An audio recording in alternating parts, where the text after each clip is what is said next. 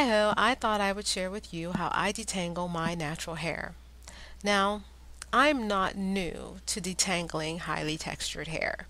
When my hair was relaxed, I would do long stretches, sometimes 6 months, sometimes a year between my relaxer touch-ups. And that was made possible by the fact that I did texturizers. They were basically relaxers that I did at home myself. I used the child's formula, I added oil to slow down the processing time, and I didn't leave them on for more than 10 minutes. And I didn't really do any smoothing. So this is the result. That is texturized hair. That is relaxed hair. And I loved it just like that, except after a while I didn't really see the need to continue to use the chemicals, which required me to use other chemicals in order to keep it looking good. So I decided to let it go. And this is what I have now, which pretty much looks the same, although it's a lot thicker, it's a lot more dense, and it's a lot stronger than my texturized hair was. It still detangles about the same. So the reason I'm detangling today is because I need to do a blowout. That was my blowout at the end when I got done with my detangling session. I'm going to put my Nubian twist back in for another 6 to 8 weeks, so I needed relatively straight hair. This is what I started with. This hair hasn't been detangled in a week. I started with a puff, wash and go puff that I put twist in, and then I did a twist out, and then I washed it at some point.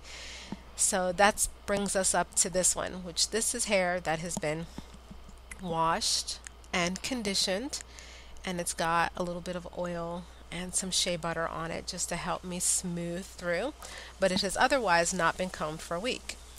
So my process for detangling my hair I will share with you. But first I'd like to also share that my hair detangles relatively easily.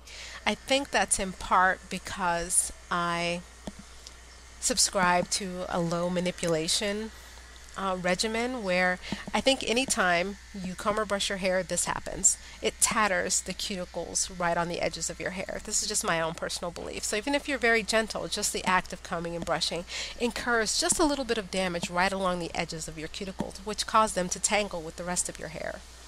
So when it's time for me to detangle my hair, because I spent the last 2 years subscribing to this low manipulation regimen, my hair doesn't have a whole lot of tattering of that cuticle on the end. So detangling my hair doesn't take very long. In fact, this is in real time. It looks like it's sped up, but this is just me going at it like the camera's not there. And I'll describe what I'm doing step by step when we get to the other side where you can see a little bit better. But I divided my head into thirds from ear to ear, and I've already done the other 2/3. I just have this remaining section here in the back. And I start by just running my fingers through and looking for tangles, and when I find them, I gently pull those tangles apart and look for other ones. I just dig through the whole section looking for any resistance that my fingers meet. I consider that the first pass through the hair. So I take progressively smaller implements. I'm starting here with my fingers, which are the largest, and then I'm going to go with my wide tooth seamless comb. And this time I'm just going to rake the hair to the middle.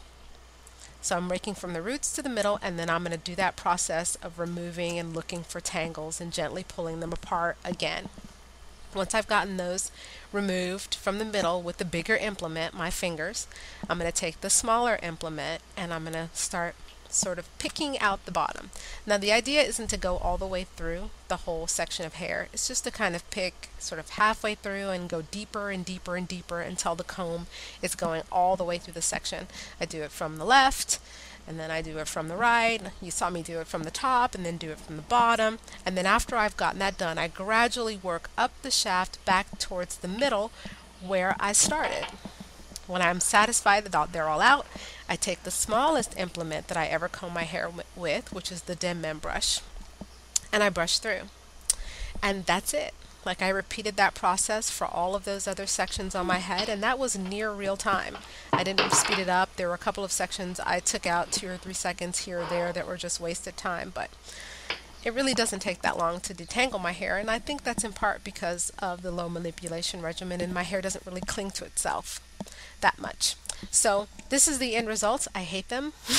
I don't like the color. I think it looks really ashy and dirty.